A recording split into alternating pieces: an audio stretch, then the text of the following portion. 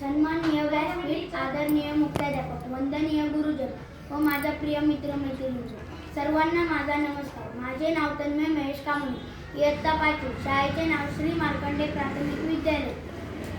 भारतात 14 नोव्हेंबर हा दिवस बालदिन म्हणून उत्साहात साजरा केला जातो.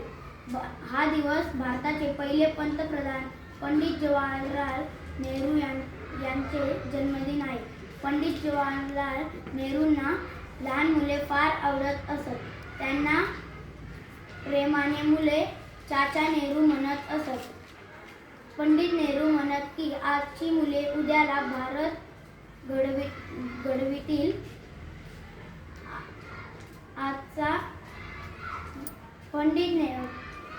पंडित जवाहरलाल नेहरूंनी मुलांना शिक्षण मिळावे म्हणून खूप प्रयत्न केले. मुलांच्या गुणवत्तेपूर्ण शिक्षणावर भर दिले.